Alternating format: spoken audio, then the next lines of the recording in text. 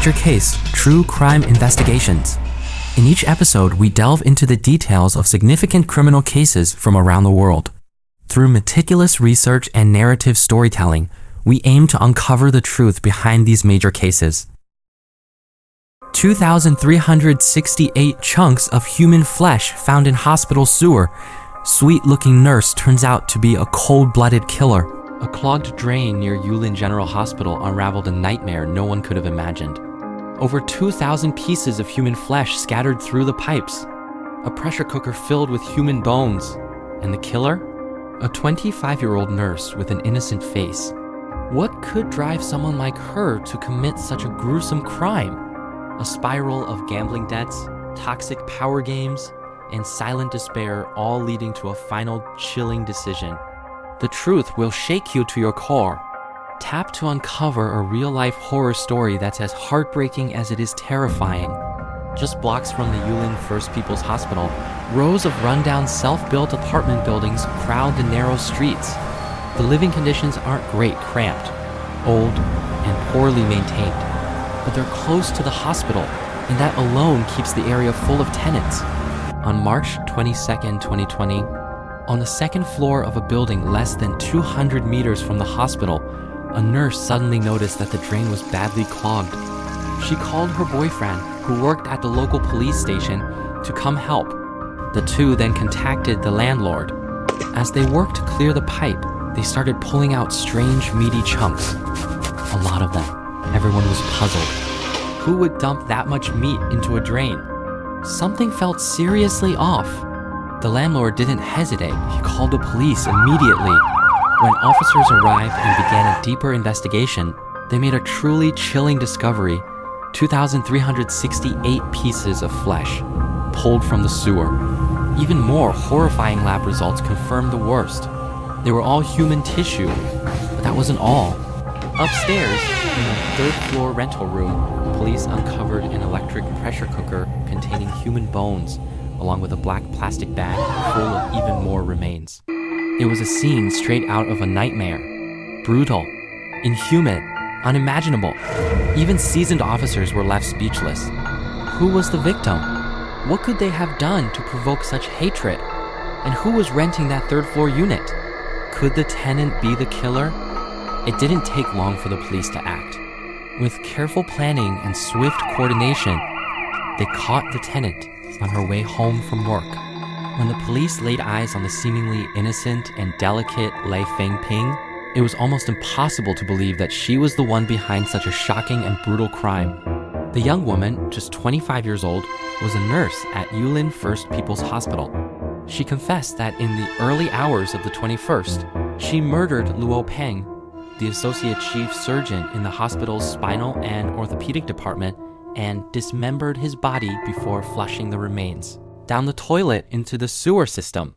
Just that afternoon on the 22nd, the police had received a call from Li Peng's wife, reporting that her husband had been missing for 2 days.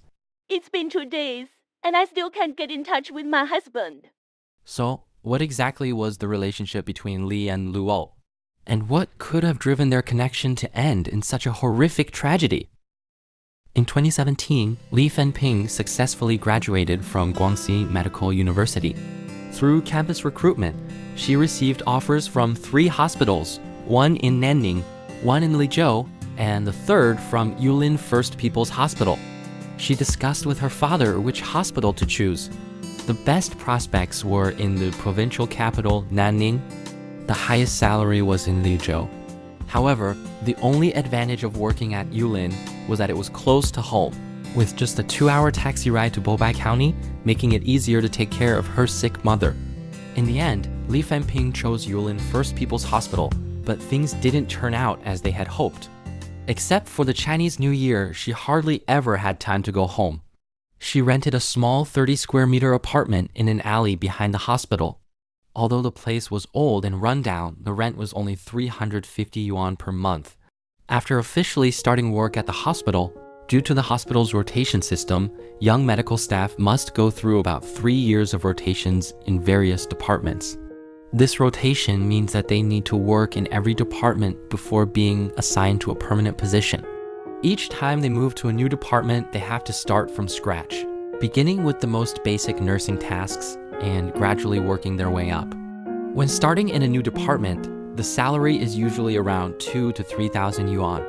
After some time, it might increase to 7,000 or 8,000, but there's always the uncertainty that one might be transferred again, starting from the beginning in another department. This rotation system meant that young nurses were constantly adapting to new environments, doing the same work as others but earning less.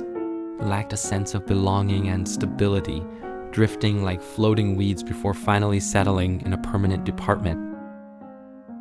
In June 2018, Li Fengping transferred from the neonatal department to the spinal orthopedic department. One night, while on duty, she was chatting with a colleague who introduced her to a game called Lucky Airplane, a gambling game. During the initial trial of the case, she avoided mentioning this colleague, even when her lawyer asked. She insisted that her crime had nothing to do with the colleague. It wasn't until the second trial that she revealed the person's name, Ms. Liu. Ms. Liu, the head nurse, started playing the game because the financial pressure of buying a house was too great. She saw it as something similar to the lottery, a way to play occasionally and earn some pocket money. However, after losing over 100 in one round, she decided to uninstall the game. When she recommended it to Li Fengping, it was just for a bit of entertainment, hoping to make a little extra money. But she never imagined that it would pull Li Fengping into the abyss of online gambling. This game doesn't require phone registration or any personal information. When placing a bet, players can choose to multiply their wager with no limit on the multiplier. The game rules are entirely based on luck, with 10 sets of Arabic numbers, and each set generates a number between 1 and 10. If you bet correctly, you win. So even just betting on all even or all odd numbers, you might still get a few right by chance. In the beginning, a few rounds might result in wins, but winning doesn't mean making a profit. Only by winning multiple rounds can you recover the money you've wagered. Li Fengping became addicted to this game, unable to break free. The money coming in and out started to feel like just numbers to her. Eventually, she began betting larger amounts, with daily turnovers reaching hundreds of thousands. Sometimes she would lose tens of thousands in one go, but a single win could turn everything around. The most she won in one day was a staggering 100,000 yuan. This platform, completely controlled by the back end, meant that there could never be a true winner. In just 1 year, Li Fengping transferred a total of 2.9 million yuan to the platform through her 2 bank cards. For a nurse who had only been working for 2 or 3 years, this amount was an astronomical sum, one that would be nearly impossible to repay. So, Li Fengping came up with the idea of borrowing money to bet, hoping to win and then repay the principal. She began borrowing money from her colleagues, using excuses like paying for her nursing certification exam or treating her mother's cervical cancer. This normally smart, outgoing, and hardworking girl had a good reputation at the hospital. She usually borrowed small amounts, just a few thousand yuan at a time, and would repay her colleagues when she got paid.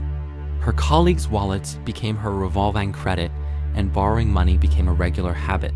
However, even with this, she gradually found it harder and harder to fill the growing gap in her finances. In July 2019, she took advantage of the 300,000 yuan e-loan offered to healthcare workers in Yulin City by the Bank of China. She asked her colleagues to help her get the loan, using reasons like her mother's treatment and buying a house for her wedding. Most of the older nurses refused outright, but a few younger nurses, with whom she had a good relationship, agreed. They each helped her secure a 300,000 yuan loan using their own personal information. Later, they never asked her to repay the money, and so by the time the case unfolded, the money had still not been repaid. Throughout her descent into the gambling abyss, Li Fengping never sought help from her family. Despite her seemingly delicate appearance, she actually had a tough side to her character. She had once been complained about by a patient. At the time, she was drawing blood from a patient when the family members of other patients came and started knocking on the table, urging her to hurry. Annoyed, she snapped, "What are you knocking for?" Later, after the head nurse mediated, Li Fengping apologized to the family. Having studied away from home for many years, She always relied on herself to solve her problems. Her family was poor and unable to provide any assistance. In addition to borrowing money from colleagues, her own bank card had multiple records of online loan transactions within just 6 months. It could be said that she had exhausted every lending platform available, and most of these platforms charged annual interest rates exceeding the legal 36%. After becoming addicted to gambling, Li Fengping's life became extremely fragmented. On one hand, she was dealing with hundreds of thousands of dollars daily, and even when there was an extra zero, it didn't affect her in the slightest. On the other hand, she had almost no personal spending. She lived in a 350 yuan per month apartment, and when she wanted to buy a refrigerator for herself, she hesitated for a long time before finally spending a few hundred yuan on one from Taobao. In October 2019, with no way out, Li Fengping asked the deputy director of her department, Luo Peng, via WeChat if she could borrow 200,000 yuan. Luo Peng, 51 years old, usually drove a BMW SUV and had a daughter in high school. People often said he was very wealthy, and it didn't take long for him to agree. However, his condition was that she had to obey him. The two arranged to meet at a high-end hotel near the hospital. In Li Fengping's words, it was the day that marked both her humiliation and the turning point of her life. When Li Fengping entered the room that day, she saw that Director Luo had taken off all his clothes. She felt disgusted and turned around to leave, but he would not let her go and forced her to have sex with him. The next day, Li Fengping received a transfer of 50,000 yuan, and she even wrote an IOU for it. After that, despite feeling a deep inner resistance, Li Fengping continued to have sexual encounters with Director Luo at the hotel multiple times. From October 2019 to February 2020, they booked hotel rooms 13 times in total. After each encounter, Director Luo would transfer her money. The 200,000 yuan he had promised to lend her was fully transferred by March 2020. Although the money had arrived, Li Fengping's heart was filled with resentment. Director Luo had repeatedly warned her verbally that if she didn't comply, he would expose their affair, making it impossible for her to stay in the hospital. He also threatened that he had connections in the police and the prosecutor's office, and if she dared to report him, he would make sure she wouldn't get away with it. For a girl who had struggled so hard to make it out of the countryside, this job was incredibly important to her. She also feared retaliation against her family. In her desperation, she considered ending it all. Depressed, Li Fengping attempted suicide 3 times after the new year in 2020. According to the prescription records from the hospital, she had been prescribed 100 sleeping pills. She had been suffering from insomnia, only able to sleep for 3 or 4 hours a night. In 1 month, she ingested 80 pills, but she survived because she vomited before it could be fatal. The second attempt was when she turned on a gas canister overnight, but it also failed. The third time, Li Fengping took advantage of her position at the hospital and took 2 bottles of insulin, injecting herself with 800 units. But once again, death did not claim her. In March 2020, due to the impact of the pandemic, they were unable to meet at a hotel. Director Luo then asked Li Fengping to rent a place near the hospital, with the rent covered by him. As a result, she rented another room nearby. On the night of March 20th, Director Luo, drunk, arrived at the rental house. As soon as he entered, he took off his clothes and requested to engage in intimate activities. However, Li Fengping, who was playing a game at the time, ignored him and said that she hadn't eaten yet. Later, she also refused, claiming that she hadn't taken a shower. Director Luo started to curse and complain that she wouldn't hug or kiss him and even wore long pajamas to bed. As before, he threatened her by saying that she could lose her job if she didn't comply. After cursing for a while, Director Luo slowly fell asleep. Listening to the snoring coming from his throat, Li Fengping, sitting at the foot of the bed, thought about her humiliation and her hatred for Luo Peng. The anger in her heart grew stronger. So she grabbed her phone and searched, "What do you do if you really hate someone?" Among the flood of search results, the phrase "make them disappear" caught her eye. She dug deeper, looking up ways to outsmart someone stronger. And in the end, she settled on strangling them with a computer cable. At 1 a.m., Li Fengping grabbed the computer cable nearby, slipped it around Luo Peng's neck, and yanked it tight. He jolted awake, thrashing wildly, and the two tumbled off the bed. She clung to the cable with a death grip. A few minutes later, Luo Peng stopped moving. Li Fengping felt for a pulse at his neck. Nothing. Instinctively, she started CPR, pressing and pumping, but there was still no response. Li Fengping knew then, without a doubt, he was gone. Next, she used Luo Peng's fingerprint to unlock his phone and transferred 98,000 yuan from his Alipay. But in a flash, the money was swallowed up by an auto deduction from a linked loan platform, leaving just 900 yuan behind. Clinging to a sliver of hope, she tried everything, snapping a photo of Luo's upper body, taking pictures of his bank card and ID, hoping to use them to apply for a loan. But without live facial recognition, every attempt fell flat. In the hours before dawn, she was still on her phone, frantically searching for ways to perfectly dispose of a body, steal credit cards, transfer vehicle ownership, and even dig into health insurance policies. At 8 a.m. on the 21st, after committing an unthinkable crime, Li Fengping didn't bolt in a panic. Instead, she got dressed, looking sharp, and went to work at the hospital as if nothing had happened. It wasn't until 6 p.m. when she got home that she started dealing with the body. Later, she told her lawyer she acted quickly because she didn't want bacteria to spread. From 8 p.m. that night until 5 p.m. the next day, over 20 grueling hours, she dismembered Luo Peng into more than 2,000 pieces. The brutality of her methods was beyond comprehension. During that time, she went back to her old rental apartment, grabbed some clothes, and tossed out a pair of soiled white sneakers. She also rummaged through Luo Peng's car, hunting for IOUs but came up empty. Turns out, Luo Peng had locked those IOUs in a cabinet at his office, where they were later found by a nurse from the spinal orthopedic department. During all this, Li Fengping didn't miss a beat.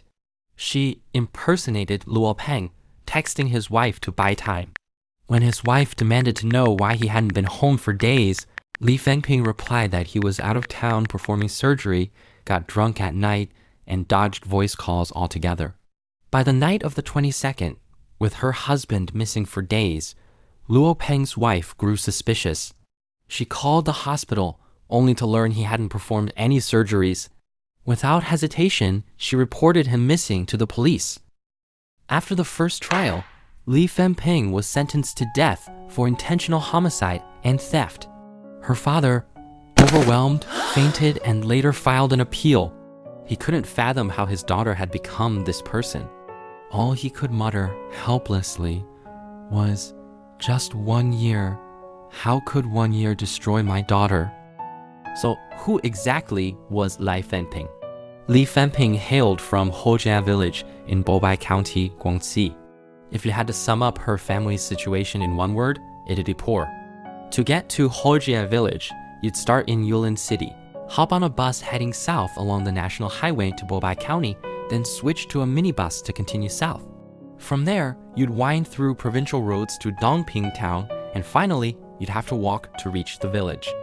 In the village, every household had built 2- or 3-story houses. But Li Fengping's family was the exception, still living in a humble wooden beam flat-roofed home. Born in 1995 in this village, Li Fengping was the eldest child. Over time, 2 younger sisters and a brother followed.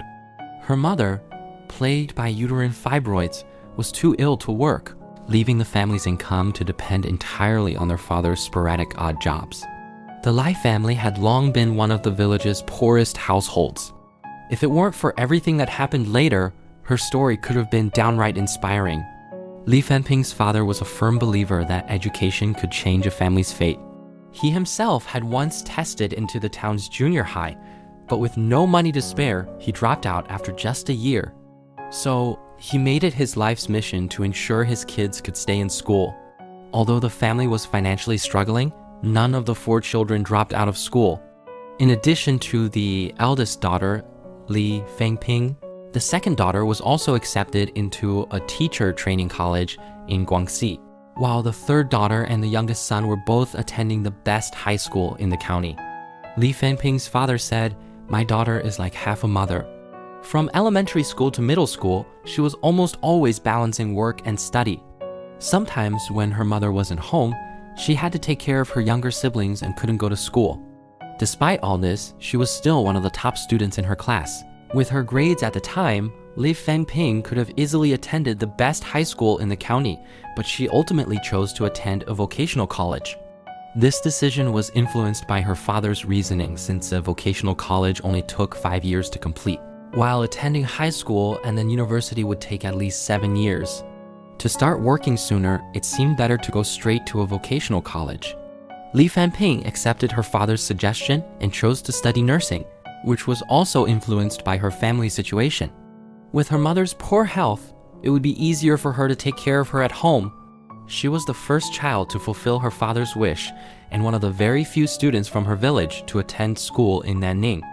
After being admitted to college as a child from a poverty-stricken family under the file of poverty, she received a subsidy of 6,000 yuan per semester from the Rain-Do program to cover her tuition fees. Throughout her time in college, she continued to maintain excellent academic performance. The father's wish was for Li Fengping to leave the poor and backward area. He didn't want his daughter to send money home, nor did he want her to marry a local or return to buy a house in her hometown. Now his daughter has an education, skills, and a stable job. If everything goes well, in a few years, she will be able to buy a house in Yulin.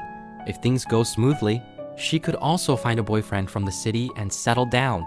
But suddenly, all of Li's pride and beliefs were shattered by reality. In fact, Li Fengping's world had long been beyond his understanding. Since her school days, in order to save 200 yuan for travel expenses, his daughter would only return home during the winter and summer holidays. After starting work, even though it only took a little over an hour and cost less than 100 yuan to get home, Li Fengping still seldom returned. Even the colleagues who had lent her money no longer kept in touch with him. On December 22, 2020, the GUANGXI Higher People's Court held the second trial for this shocking case. Most of the time, Li Fengping calmly described the crimes she had committed. However, when the prosecution defined her relationship with the victim as an inappropriate sexual relationship or an affair, she disagreed. She stated that it was not the case and that she had been coerced and controlled, which led to her engaging in a sexual relationship with him. Ultimately, she said that the murder was committed because she wanted to break free from everything. She spoke faster, excitedly saying, "How could I like him? I feel disgusted just seeing him. He's over 50, with a fat face and big ears, not even fit to be my father." However, as the chat records on both of their phones had been deleted and could not be recovered, and because she had repeatedly gone to hotels on her own to engage in relations with Luo Peng, her claim of being coerced into these actions was not supported by evidence. The fact that she let him into her rented room after 10 p.m. the night before the incident also seemed illogical. Therefore, her claim of being forced by the victim to have relations lacked substantiation. In the verdict, the court held that Li Fengping, after a dispute with the victim over emotional and financial issues, killed him and attempted to destroy the body. The crime was described as cruel in method, severe in consequence, and having an extremely negative impact on society. Therefore, the court decided that the harshest punishment should be imposed in accordance with the law. On August 20th, 2022, the GUANGXI High People's Court held a public second instance sentencing via remote video. The court rejected the appeal, upheld the death sentence from the first trial, and submitted the case to the Supreme People's Court for final approval. In this case, gambling was undoubtedly the direct force that dragged Li Fengping into the abyss. According to a 2019 report from Sweden's Public Safety Department, among 45,000 people addicted to gambling, 64% were women, a figure that had been steadily rising over the past decade. In the UK, over the past 5 years, the number of women with gambling addictions has increased at twice the rate of men. Research institutions believe that one of the reasons for this trend is the rise of online gambling, which women are more easily drawn into. They are often unable to extricate themselves due to overwhelming social pressure and a lack of adequate support. With different psychological triggers, they are also more vulnerable to harm. Just like Li Fengping, a young, seemingly innocent nurse with a stable job, Who would ever associate her with online gambling? But in reality, these social cancers have 10,000 ways to drag ordinary people into the abyss. So never trust any gambling platform. Stay away from it. Reject it. This kind of spiritual opium, once you're addicted, means sacrificing the rest of your life. Thank you for listening to Major Case, True Crime Investigations. If you found this episode compelling, please subscribe and leave a review on your preferred podcast platform. Stay tuned for our next episode where we will explore another intriguing case.